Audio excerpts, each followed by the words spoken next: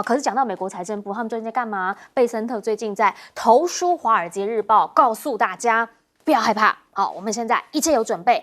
川普现在是组合拳哦，包括了什么？包括了实施关税、减税、解除管制，这个叫组合拳来振兴经济。你们大家一定可以享有应得的繁荣的。哎，看起来是不是他后续还会有其他的动作出来呢？啊，可是即便是这样，现在跟他站最凶的中方好对岸在5·1长假啦。如果你去看一下先前呢，每一次只要美国或者是贝森特这一边、川普这边有什么讲话，就会上热搜。结果在今天呢，发现了好像都没有类似的消息，大家都在讲说5·1长假啦，然后说漓江这边竹筏秘密，像赤壁之战啊等等等，甚至还有在讨论啊，因为前几天发生那个贵州游船倾覆的事件嘛，大家关注的都是5·1长假的新闻。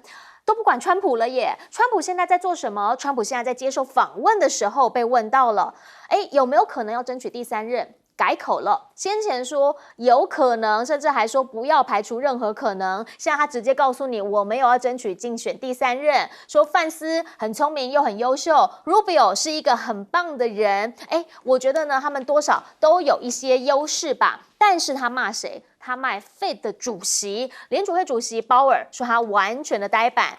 但是呢，他又讲任期结束之前不会提前开除他啊，确实啦，因为他先前说要把人家给开了，甚至还讲说呢他是 loser 是失败者嘛。可是现在呢，因为市场上头给他答案，市场债市表态力挺鲍尔呢，就是稳守利率。明后天呢，5月6号、7号 ，Fed 联准会将会召开会议。现在讲的是有可能不呼应川普降息的主张，主要的原因也是因为上个星期五的非农就业看起来数字是还 OK 的嘛，那所以如果是这样的话，他们也担心最重要的关税战现在还不知道会发生什么样的事情，因为3个月现在90天还没有到期，2-3周之后，算一算时间应该差不多，新的政策会出来，但也还没听到他到底要出什么招，所以联准会其实是很小心的。而最新我们刚刚讲到的汇率战，则是巴菲特很罕见的在公开的场合直接给了大白话，听听他原话。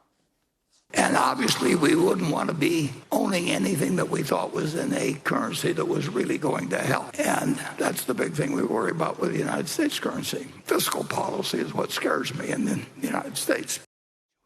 好，他特别提到了美元 go to hell 就是会大贬值啊，这个是真的还是假的呢？现在呢，所有的人一看到巴菲特这样讲，看到他满手现金都不动，其实心里头会有点害怕的，因为呢，川普下一招不知道是什么，关税战的效应现在真的完全反映出来了吗？这些都是未知数。对于企业经营来说，最害怕的就是满满的未知数，连政策都不知道，所以现在已经开始停止财测了，怕财测完之后出来的财报会变成那个爆炸的爆，你知道吗？现在呢，这个季度大家都说我没有办法给你太多的预期，因为呢，现在已经冲击到一些小企业，包括了数百万的职缺，有可能会因为关税的关系被直接吞噬掉，甚至呢就直接倒闭了，没有办法再回来而随之消失。而目前新的关税政策所带来的痛苦呢，有人预期说有可能会是上一次川普上一个任期的50倍。上一个任期确实那个时候打贸易战的时候，也是让很多的他们当地的一些企业或者是呢中小企业主感到非常非常的难过。现在这一辈子可能会更难过。来请教一下亮哥，怎么样来看？贝森特现在呢再出招了，说我们有招，怎么会没招？关税之外，我还会减税；减税之外，我还会解除管制，都有的。我不知道你有什么底气来减税啦。那个美国的关税啊，4月数字已经出来了，总共收到了174亿，那3月是96亿。所以它实施了对等关税第1个月，当然现在税率是10%了啊，那它大概 double 嘛，收到174啊。那照川普的讲法，应该一天收20亿啊，所以你1个月工作天来算啊，1个月算24天嘛，那你好歹也要收到将近500亿啊，你已经没有达标了你凭什么减税啊？你不是说我从外面收的关税可以抵掉我内部的税，是，所以才有这个底气来减税。我觉得这个政府每天都在胡说八道了，没有一个地方说得通的啊。那贝森特，我就看你怎么减税嘛，减税到时候你减税之后，你财政收入更少，然后你明年要还的美债的利息没有变你现在已经36.5兆美债啊，以目前的利息来换算，你明年搞不好利息要还到1兆2千亿哦。那你的税入才多少？美国一年的税入只有5兆你这样扣掉，我这个5兆是没有减税的你如果再减税，搞不好收入只有4兆5千亿，我减掉1兆2千亿，只剩下3兆3千多亿。哇！我看你怎么执政。美国政府的税入在今年是7兆财政赤字是2兆，那你明年要增加多少赤字啊？难道你还要 QE 啊？把逻辑说出来吧，这种鬼混嘛，贝森特根本就不是个咖嘛，这索罗斯的小弟自己去操作基金，赔到只剩下这个，赔到只剩下大概我上次看到一个数字是5亿7千多万美金从30亿一路赔到只剩下5亿7千多万，30到5所以根本不是咖嘛，这种人每天都在胡说八道嘛，没有一个逻辑成立的嘛。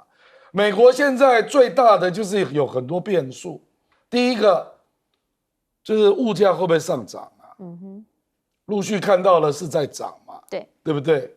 所以为什么联总会不敢降息？他害怕通膨嘛，那第二个就是不知道大家对美元资产会不会持续失去信心不然巴菲特干嘛讲那话？你去看巴菲特现在手上持有股票吗？他现在持有的只有美国的短债，而且短债它是几个月的，其他都是 cash 他的现金越来越高，越来越高我要相信巴菲特，还是要相信你贝森特我当然相信巴菲特嘛。巴菲特就直接讲我从来不下注一个下地狱中的货币a currency going to hell。他直接写 going to hell。那他等于是告诉你说，我对美国的偿债我没有信心我对美股也没有信心我最后连对美元的持有我都没有信心，所以他最近都在买日本商社的股票，而且还跟日本商社打包证说我至少会持有20年。20年是有点多就是长期投资了啦。他走长期投资路线啦。他就认为日本商社跟日元比较稳定嘛，所以他要长期持有。讲话讲到这个地步对你美元打巴掌，说他的钱去投资日元，还有日本的股票，你想一想。所以我说，你说哪一个是指标？我当然以巴菲特为指标以巴菲特为指标如果是我来看的话绩效是确实比较好一点比贝森特。但想请教一下这个舰长，您怎么样来看？最重要原因是因为川普他其实本来是信心很满的包括说一开始来讲说我收这个关税就是要给大家减税，现在看起来减税不知道能不能成，甚至呢本来还讲我要当第3任，现在通通也都缩了，你怎么看？通常一个不是这个官场里面出来的这个系统上来的这个官僚体系上来的它有很多的学术理论。尤其川普这次找了很多的是商界的人进来的，他们做商人很厉害，但是做官这样一层一层上来的，这个经验非常重要。好比说，我后来当了舰长，我不可能是丢一个舰长给我就去干，我是从小官开始一直就这样上来的。我在敲过铁锈，自己涂油漆，所以你跟我一讲说那底下的基层过什么生活，我是一清二楚的，因为整个过程上来的时候，我会体会。就好像刚刚亮哥有批评到民进党政府，你知道民进党政府的一个很大的毛病就是，他都是空降，他其实经验是缺乏的。如果你经验缺乏，通常就是依据一些学理数据。我举个例子，好比说我们说这个美国收这个关税，你看这些人坐在这里我们可以收多少关税，我们将来可以减税。你有没有想过一件事情？好比说，今天这里有一个桥梁接通这2个城市，平常大概有10万辆车通过，突然有一天觉得说我们收个通行费100万好了，这10万辆就可能可以收这个200万、100万的这个每天这样收费而已。可是你一旦实施，你就会发现那个人性哦，就会绕个弯。我原来是每天开车的，现在我跟亮哥一起走，我们2个人就可以省一个通行费。我原来走这条路，我绕一条远路一点，我也要省这个通行费。就人性会去回避这些东西，关税也是一样，他们都是依据去年我们美国进口多少，我今天抽了多少的关税了，我就会哇增加这么多。实际你发觉哇好多关税进口货没了，那实际上赚的钱就没有这个样子。然后川普这个人实在是一个你要我讲，他是一个小丑型的人物，他很喜欢这样的想来想去的。那应对他的方法，其实我觉得中国大陆现在就是王毅说的那句话，叫做什么？他强由他强，清风佛山港，他横任他横，明月照大江。北京就是那里很冷静坐在那里，看到那里一个叫做小丑川普，每天在这里打这个一下，打那个一下，这样跳一下，这样跳一下，我们就静静的看你。我看你什么时候疯过头了，能够就是恢复你的理智的时候，我觉得那个时候才是中国要跟他去谈的，否则跟你谈是没有意义的。我今天跟你谈这个，你明天又改变了；明天跟你谈那个，你后天又改变了。而且好像在这整个谈判里面，只有川普才说的算，其余都不算。任何人来做这里，到最后都是昨天他这样讲的，川普回去一跟川普报告，川普说这个不可以，怎么可以这样子呢？只有最后他有这个拍板定案的权利。所以所有的现在的人都是这样的，我们就等着坐着看你川普最后怎么样。当巴菲特讲出 currency that is going to hell 的时候，所有人都想说所以现在市场在改变了。但我想要请教一下永平姐，最主要原因就是因为其实呢，川普他现在是不是对于这个鲍尔他有点生气，因为他想说他们没有要救他，他一直要升，怎么都不救他，你怎么样来看？对，当然我觉得川普现在的很多的做法他已经慢慢的尝到苦果。那当然他对于鲍尔呢，他的不满意是其来有自，他在选举期间呢就已经多次的攻击他。那之后呢，他因为乱搞关税的结果呢，所以对于美国的整个美元债市的压力都非常大的时刻呢，可是他又不肯降息。那当然现在呢，大家觉得说，如果由美国总统这样子随便去干预连降息这个问题他都可以一把抓，那大家对于美国的整个稳定度的信赖感呢，就会更一次性的崩盘。所以呢，他现在是属于一个恶性的下滑的螺旋。所以对川普来讲，你说他表面上还是继续的满口狂言等等的，可是他在实际的做法上面呢，他是不是有慢慢的拉回来修正？至少在鲍尔这件事情有，他现在已经不敢说他要这个更换鲍尔那目前来讲，如果鲍尔继续做的话，那他任期是到明年的6月。是。那另外呢，川普还做了一个算是某种的改口或退让。因为之前大家记不记得他的那个官方商店还放了一个帽子讲 Trump 2028，对，好像一副他一定要选第3任，即使宪法完全不容许状况，但是他现在已经改口了他现在已经改口说那可能他要给别的人比如说他的副总统 Vance 或者是他现在把那个国务卿不知道为什么那个 Rubio 本来跟他关系好像也不是太合的除了现在国务卿，他现在还去站代他的国家安全顾问，所以他也变成当红炸子鸡。所以他说那不然这个是不是 Rubio 来选？所以我觉得这些真相呢，都说明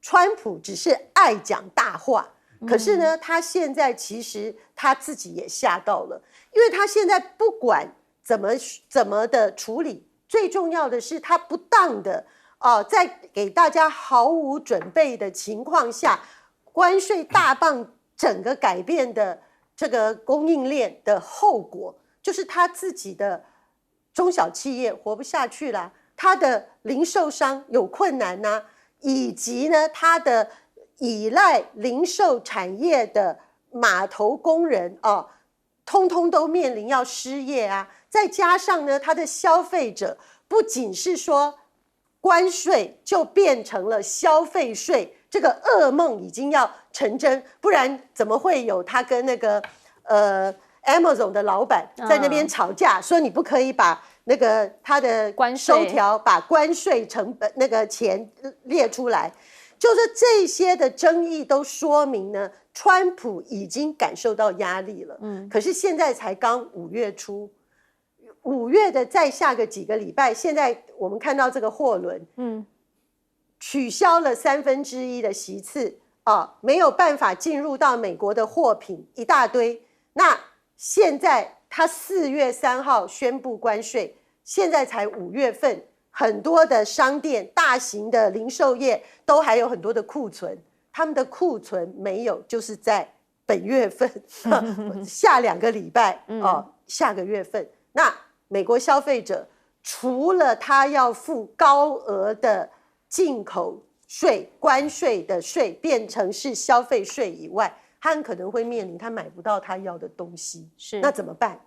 美国的内部的人心怎么办？他已经从经济问题演变成严重的社会跟动荡性的安全问题了。就是有可能会变成他的内政问题啦。最主要原因是因为他这次是无差别攻击嘛，上一回他是怎么？他是只单挑中国，这一回他是挑战全世界。但你来看到的是，他现在又讲话了。川普呢，其实有的时候那个讲话真的讲的还蛮满的哈。卡尼即将要去美国这边来跟他对话，川普的讲法是：我真的不会对加拿大怎么样，但是我可能会对格陵兰动武哦，说格陵兰是我们有重要的战略意义啊，在极圈这一边，国防啊，未来的矿产资源等等等，所以格陵兰我确实有考虑动用军事力量来并吞啊，但是加拿大不可能啦，我们是不可能去动武的啦，在人家要拜访之前，要到你家拜访之前，你又再叫人家第51个州再次强调，永远都会谈论这件事情，不管谁来，我都会持续这样讲。必须要理解，当已经变成了加拿大当时在选举时候的第3候选人，现在呢？跟卡尼要亲自见面，让已经把卡尼的整个民调推升到近7个月的新高点之外，卡尼不可能会软的，一定来硬的。他现在呢，已经直接告诉大家，我们经常讲无法改变川普，我们的贸易关系不可能回到以前了，大家。我们已经回不去了，好吗？而且我这次绝对不会迎合他，我会聚焦在内政还有多边贸易。换句话说，我不会在川普身上花太多时间，我反而会扩大跟其他国家的贸易。重点是我们要把自己先做大。先做强，所以呢，曾经当过央行行长，他讲的是，他要改革加拿大的经济，他要让全部的加拿大人跟着他一起转型，然后干嘛？对抗川普，而这个话在加拿大现在是很有市场的。而看到世界的另一端，川普现在可能要烦恼的事太多了，这个也是一个。5月，习近平呢7号即将要出访俄罗斯，而且要阅兵，还要签署双边的跨部门文件。这2个人在红场阅兵，那意义当然是非常的深了，而且战略意义上面是不是就是一定会一起联手对抗美国呢？所以很多人都在看双方到当时会签了什么样的协议，会发布什么样的一些宣言或者是讲话。而且呢，这一回还要强调的是2战的周年纪念之外，也要讲。俄罗斯现在其实俄乌战还没停歇嘛，他们还没有完全停下来。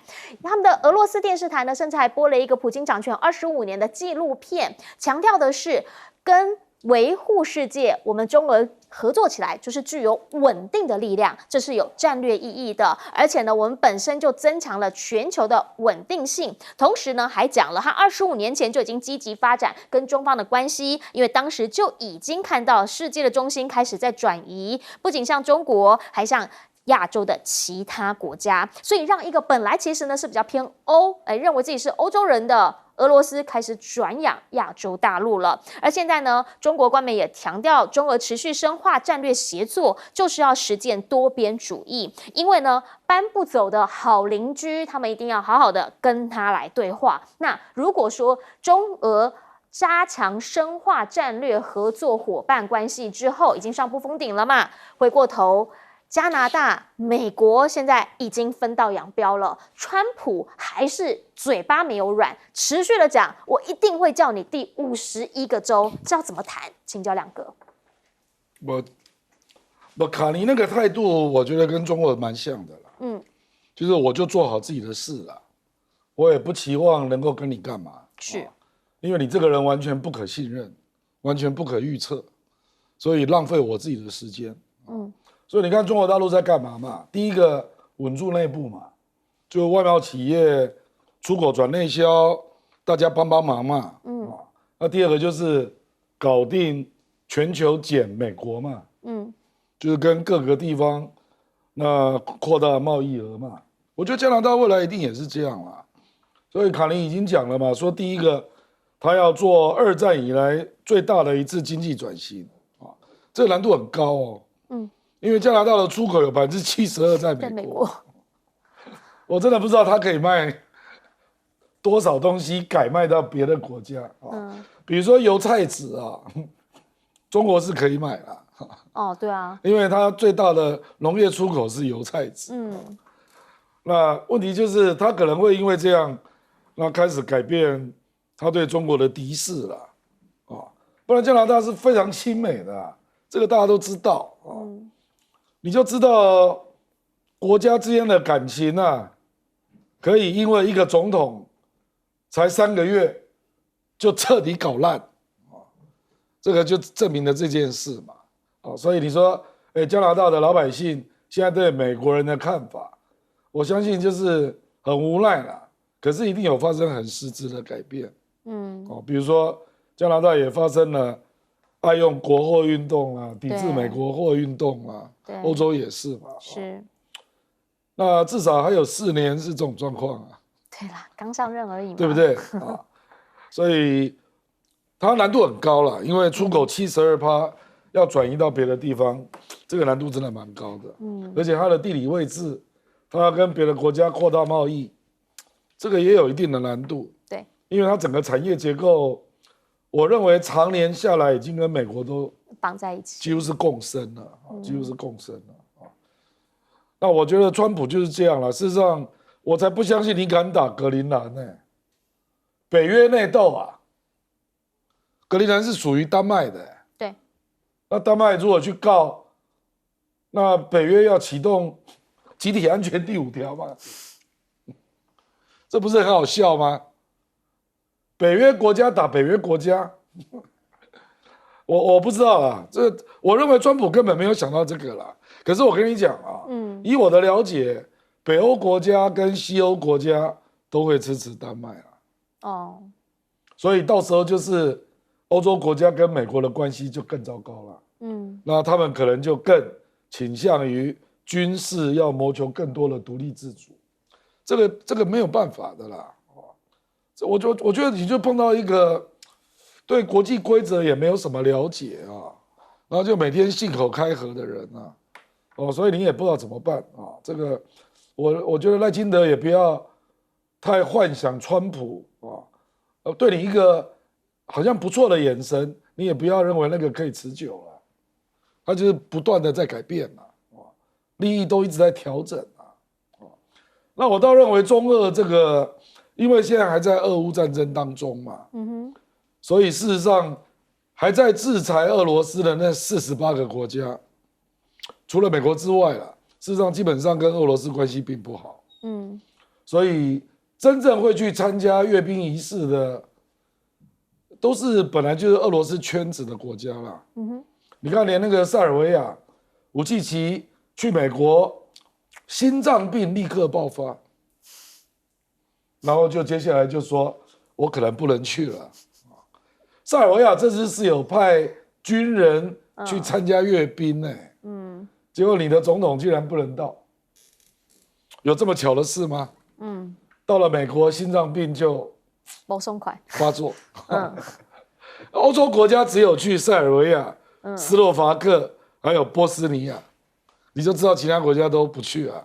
日本、韩国也没去啊，连蒙古都没去啊。所以最大的贵宾当然就是习近平嘛，这想也知道。所以我估计他们会谈很多事啦，而且习近平去3天对，所以我认为会谈得很深可能包括军事合作、能源合作，还有电商啦、货币啦、贸易啦，方方面面的合作大概都会谈。多方触及，那当然就会让美方这边也在想，那所以之后呢，他还会不会联手起来出招对付我？世界局势会变怎么样？我们先进广告，等等回来继续来说。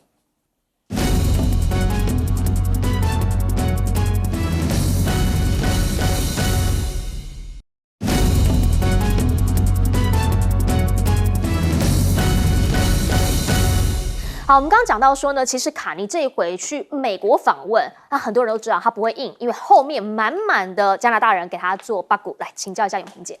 是刚才那个亮哥讲说啊，美国真的川普好有本事哦，短期可以把加拿大人的心意整个翻转。我跟各位说，有一个最新的我们看到的加拿大民意调查，川普上任100天，可以从本来跟美国亲如兄弟，感觉最好的这个友爱国家不分你我的呢，现在对美国负面印象的人呢，高达60%几哦。然后呢，好夸张，更妙的是什么？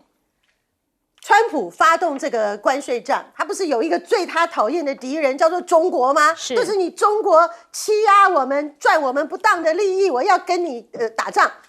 结果呢，加拿大本来跟着美国一直在处理跟中国的关系，包含我们最印象最深刻的就是那个时候美国利用长臂管辖去搞那个华为的孟晚舟，就他是在要过境加拿大的时候呢，他是被逮捕的。所以加拿大呢，也因为那样跟中国大陆的关系就搞得很不好，所以最低点的时候，中国那个整个中国大陆在加拿大人民的正面形象里面，只有多少呢？只有6%或7%。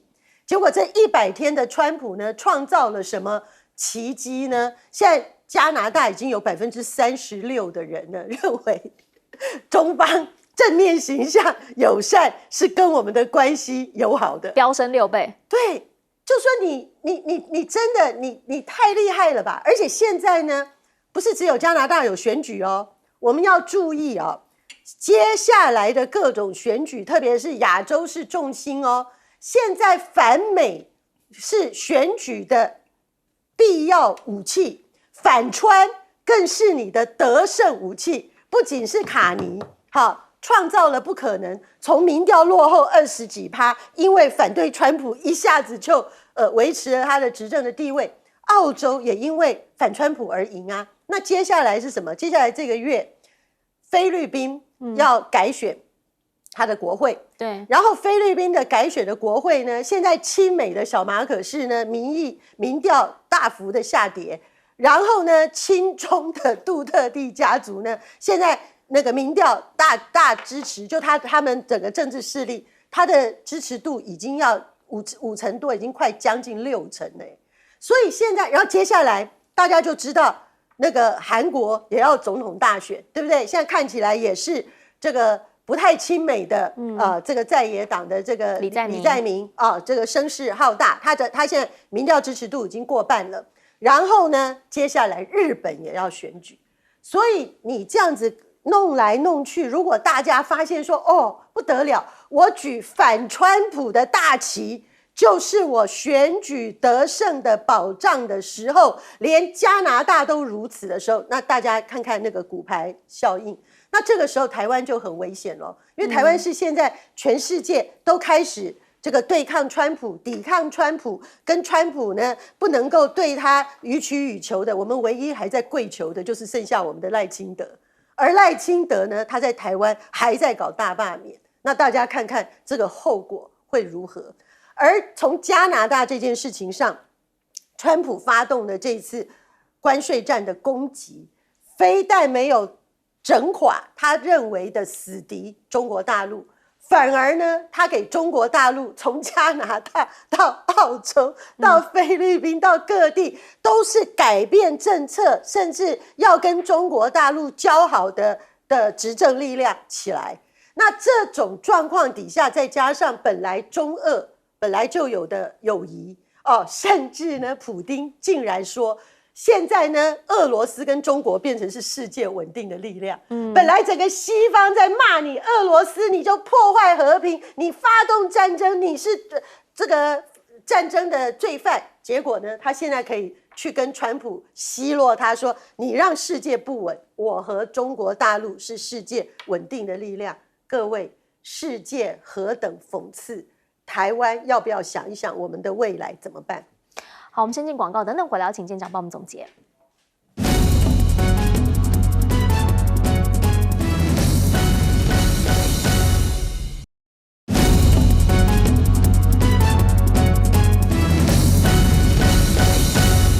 节目最后把时间交给舰长。首先你仔细去想想，川普就会觉得他是一个很奇怪的人。全世界有82亿人口，有这么多国家，有没有一个国家在这次关税战里面说川普干得好的？没有吧？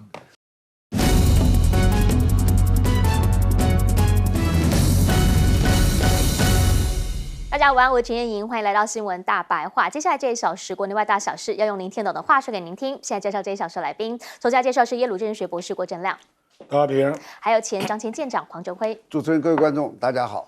一开始先带你来看到的是，在刚刚4点的时候收盘了啊，汇市收盘发现重回30.125啊，今天真的是上冲下洗，很多人就开始讲说，到底发生了什么事情？好，有没有可能台币不是例外？所以呢，就讲到了这几个国家。如果说呢，你把你那个银行 App 打开来看，发现其他人怎么样？发现了其他人民币确实啊，人民币最近呢也有涨嘛，哈，来到了7.2。那有人说呢，是不是他要换毛？跟美元这一边呢，开始他要做一些调整。另外呢，日元没有明显的升幅，欧元没有明显的升幅，但是台币，你来看这一张图拉出来很清楚，我们的那个标是9.2%的标。大家想问的是，到底发生了什么事情？也想问，是不是你越软就会被 PUA 的越惨啊，就会被人家扔头亲过去？因为到目前为止，你会发现，川普呢，他有些时候看起来很硬。但是好像也没那么硬嘛。比如说，对于大陆，他现在就讲了 ，TikTok 呢，我是有特别的感情，明明这个时限还是他自己设的，但因为他对他的特殊感情，所以怎么样，他又要再帮他宽限，而且是第3度宽限出售期，那不就是一直在释出善意，一直在给他机会吗？甚至他现在还讲了，愿意在某个时刻对中降低关税。为什么？他这个理由也很有趣，很有玄意，叫做因为中国很想跟我做生意，好，现在关税太高了，会没有办法跟他做生意，所以我可能会在某个时候来降低关税。甚至还说呢，他现在正在被痛宰，不过呢，我这个星期是还没有准备好，还没有在跟他们习近平要通话啦。但是我们的官员有很多在跟中方的官员进行多项议题的讨论，也讲啦，跟中国大陆建交是尼克森做最糟糕的事情。因为对中国一直在占我们便宜，一下这样一下那样，他就是有点左右公权，一下呢给一点胡萝卜，一下给一点棒子。因为什么？因为呢，中方现在的状况是这样的，中方呢其实现在呢有窃取他们的智慧财产，有非法倾销，有操纵汇率，还有呢持续增加贸易赤字等等等。可问题是，中国大陆跟他们确实贸易就是有他们需求嘛，产品就是从中方而来，所以呢，现在大家在问的是，川普的贸易顾问纳瓦洛特别提到，中国是吸血鬼，现在呢不是吸我们而已，他在分化一些哦，他说你会吸英国，也会吸欧盟的鬼，那不就是呢？现在中方在跟英国、在跟欧盟持续的在交流，现在是在给他以前的兄弟们一些些的警语，而谢峰呢则直接讲了，美国其实是长期受益于贸易的，这个关税战绝对吓不倒中国。川普呢下一步是什么？今天大家看到这个消息，开始觉得他这讲真的还假的？还要对外国的电影课100%的关税，好莱坞为什么要针对他出手？因为他说这个会危及国安。先不论国安问题是什么，但是如果限制好莱坞电影出口的话，那你要知道很多好莱坞电影是海外制作，现在甚至呢整个搬到海外拍摄，因为那样比较便宜。那你认为以后还会有动漫电影吗？还会有这么多的电影产出吗？白宫现在贴出了川普 AI 图庆祝星际大战，结果被发现了，它的光键是红色的啊！如果是星际迷的话，就知道蓝色应该才是比较属于正派的那一方，红色是反派的那一方，所以现在是怎么样？好像有在偷酸川普是吗？回过头，我们想要请教一下亮哥，原因是因为刚刚下午杨金龙已经出来开了记者会，他强调在这一次的这个升值，是因为我们对美的贸易持续的有顺差，那也强调央行跟所谓关税谈判一点关系都没有，您怎么看？持续顺差就会升值啊。那为什么去年不升？我们去年顺差739亿啊，前年355亿啊。去年暴增。对啊，那去年不是该大升值吗？这就叫随口说说啦。我觉得是这样啦，就是因为日元已经先升过了啊。日元前一阵子从156一路升到139吧。对。那大家都预期亚币会升值啊，那韩国因为有外债啦，而且最近经济没有那么好啊，所以很多人预期台币会升值啊。我觉得这个倒是真的啦。可是它发生的日期刚好是郑丽君跟美国谈判的第一天，所以当然就会引起很多联想啊。我这个东西，我认为川普确实要亚币升值，没错了。是。那这个，可是这个取决于，因为他可能还会有一招嘛，就是你央行如果过度介入，他就说你是汇率操纵国。6月要公布。所以最近我认为礼拜5跟礼拜1啊，我们的央行确实就没有进场了。那就让资金自己去跑吧。那因为我刚刚查了一下今天的外汇交易量，我看到了一个数字是31.7亿美金。这个数量算大啊。那这里当然会有一堆人是进来买台股的啦。那反正就先买台币放着嘛，那等于是2个赚就是很多都是买台积电，我讲白了啦，就是外资啊。可是就是说啊，这个呢，我觉得杨金龙怎么讲是另外一回事啦。是，我们政府有没有预期会发生这个事啦？那如果政府预期台币会升值，那为什么这个卓荣泰院长重编预算，追加了预算，那他的纾困为什么只从880亿增加到930亿？你这是什么逻辑呢？国民党是在野党啊，在野党都说你可以编到2000，我还第一次看到这么好康的结果他偏偏不编，这很奇怪就是我认为国民党可能讲2000，国民党那时候也没有跟你讲外汇只有讲关税战，对不对？所以我真的不知道卓荣泰院长编纾困金880亿是基于怎么样的计算标准？请问这样的税率是多少？是10%吗？还是15或者20？那你有算到台币升值的幅度吗？比如说我们现在台币升值，今天累计从33.2到这里，大概已经8%以上了，亚洲最高的啦，超过日本，日本只有7%。那汇率升值，又加关税，平均的企业出口大概要面对20%到25%的成本上升我们台湾有做出口贸易的企业，我刚刚查了一下，73000多家，其中至少有，我跟你讲，至少有一半多少都有做美国啦。那我不知道你卓荣泰你是怎么估的我觉得这个内阁就是莫名其妙就你一点前瞻性都没有你难道不知道台币会升值吗？我觉得卓荣泰早就该下台了嘛，你跟你的经济部长都完全不及格嘛，我就不相信你有办法把对等关税从32降到10。坦白说，经济部官员私底下认为15或20就不错了。那这个汇率一翻两瞪眼，你怎么样也没办法不面对啊。那我们这么多出口企业到美国的，成本一下增加20%到25%，甚至30%，怎么办啊？不编预算我不知道你这行政院长怎么好意思再做下去啊？4100亿纾困预算只有930亿，你丢不丢脸啊？而且国民党还跟你讲，你可以编2000亿，你就是不要我的老天呐！我就看到朱立伦礼拜五、礼拜一，他刚刚又发布了一个新的脸书，也是在讲汇率。他就一直强调，我早就跟你讲，很严重的。我觉得你这个行政院真的是莫名其妙啊！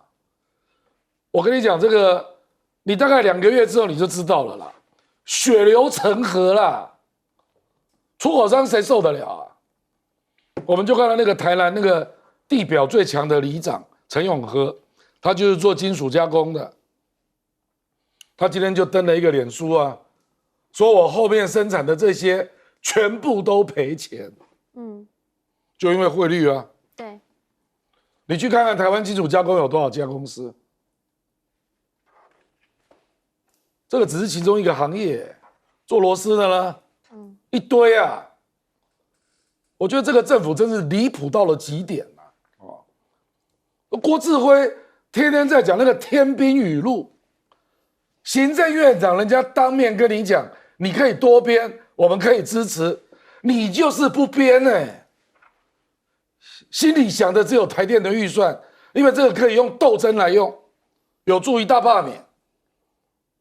如果台电资本额再没过，准备大罢免再来斗争使用，73000家的出口商怎么办啊？离谱到底了，根本就应该下台，还好意思站在那里讲话，完全不及格的行政院长。其实也必须理解刚刚呢亮哥还有特别提到嘛，比如说在我们中南部很多的传产业者毛3毛4，原因是它毛利率大概就3%、4%。你要知道我们这个汇率一涨是多少？9点多那个是已经赔本在卖，不是没赚钱的人，是赔本，所以才会让大家讲说有消息传出来打爆央行，说央金龙到底在做什么？好，可是问题是我们要看看美国在做什么。来请教一下舰长，原因是因为美国它现在对于大陆看起来它其实是软的 ，TikTok 没关系啦，再给你宽限，我有感情我要跟你做生意，关税太高了可能不行，所以我考虑某个时间降关税。川普怎么了？我觉得这是川普的个性，你看多了之后，你就会知道，川普是一个就是咬到硬拔蜡，他就知道痛，他就不咬了。他遇到暖柿子，他就拼命的吃。他从哪里可以最明显的看出来？你知道，叫金小胖，他第一任的时候跟金小胖那2个人吵的几乎是天天是国际版的头条但他后来发觉金小胖真的敢跟他拼，而且真的有可能丢这个核弹的时候，他到后来就立刻转变了。这是商人的现实个性，他不会为了理想跟你去这样子去拼的。他的一个很重要的一个观念就是，我这样去做，对我有没有利，对我们国家有没有利？如果没有利，理想在他心里是不存在的。然后第二个，这里今天有说一个这个叫抽这个电影的这个100%的这个税我就发觉从这个例子你可以看得出来，川普大概是一个什么样的做事态度因为他好像就是随心所至，想到一个念头他就立刻去出，他就自己就说了他也不是经过一个团队的，经过一个完整的去研究，你这样子去说会怎么样去做呢？他这个问题出在哪里？第一个就是美国的现在生活费实在太高了，尤其好莱坞那里，加州哇高得不得了。加州拍片的片场你去查一下资料，你就会发现，在欧洲有一些便宜的地方，好比说捷克，好比说别的地方，这2个地方你知道拍个片子的成本差多少？你知道吗？差了将近10倍。然后很多国家还会有补充好比说好莱坞片子来台湾拍，我们政府一定会给他很多的优惠，配合他啦，派警察去督导啦，什么什么等等。就好莱坞的到别的地方都有很多的地方，可是他在美国拍基本上都要自己花钱，所以钱差太多了。那差太多，我相信就有人开始跟川普抱怨，川普就他的直觉反应就是我关税只要不在美国制作，记住只要不在美国制作，不是说只要是别的国家的电影只要不在美国制作，即使我们自己的美国的公司，如果你在整个过程，好比说你跑到捷克去，那里便宜嘛，整个过程你没有在我们国内的话，我就给你抽100%。那别的国家呢，好比说是中国大陆的很有钱的一个公司去到美国拍，哎就不抽税，这就是叫做在不在美国制作。那我现在问大家一个事情，就你这个执行要怎么执行？因为所有的大的片子一定是很多地方取景。我总共拍片时间是100天，我有5天在美国制作的，这个你要抽我多少税？这算不算美国制作？如果说我跑到这个捷克去拍片，或者中国大陆的，也是只有几天到你美国去拍片呢，是不是就可以充分利用你的好莱坞的这影片设施呢？所以第一个，你如何去定义？还是要看到说你制作100天，然后你5天在美国，我就抽你多少？那你还要去算啊，就你执行你根本无法执行，这是第一个哦。第二个，你抽税你怎么抽啊？今天电影不是一个实体哦，我今天买一个杯子，这个杯子多少钱，我可以抽你的税吧？我买一辆汽车，那是很明确的一个实体在那里。电影呢？电影是数位啊，我坐在这里，经过一个转换就可以到你的电脑里面，就说不定可以去看这个电影了。所以你要如何抽它100%的关税？好比说它在 Netflix 上演，那怎么抽？那 Netflix 付给你，好比说付给我5万美金去这个上演费，那是不是就要变10万美金了？另外5万美金要付给美国政府呢？还有第二个，这个票房你要怎么去算？也是因为说你一个票房原来是差不多一张票是5块钱的，现在我给你加1倍，变成10块钱，就是你实际的执行哦，你会发现它有很多的困难。那川普就是这种啊，随心所至啊，我要这样子。他有没有去仔细的去问过底下的？就好像关税，你以为关税这么简单啊？关税我们每个国家抽10%，怎么抽10%？你知道几千项物品甚至上万项，每一个按照原来正常的都有不同的关税、不同的这些规定，然后你突然通通10%吗？川普就是那种随心所至的这种做法。然后呢，我觉得说这个贬值哦。就是最近呢，我不要说这些做生意的中小企业啊，这个一下子升值这么多差很多。我先告诉你，我有一个朋友，他有一些美金还不是很多呢。我进去我就跟他讲，你赶快去卖。结果进去完毕，他没有卖。结果今天早上我就把那个巴菲特讲的那个文章给他看，我说你赶快要卖，不管你现在说多差多少。结果我今天问他卖了，痛心呐，就是几千块钱啊。这是小小的一个就是这么痛。那我问你那些。中小企业怎么办？所以这些东西对他们而言真的是非常痛心的。5天涨了将近8%。对啊，真的是非常可怕。而且我真的在好奇，我在想，这是市场的自由机制吗？不可能嘛。那我们政府是默许吗？你会默许吗？你会任凭他这样吗？还是美国逼的你？我觉得如果是美国逼的，那才是最悲哀的。好。不过，我们的当局当然都告诉我们，跟美国没有关系。杨金龙刚刚再次的强调一次，跟美国财政部真的没有关系。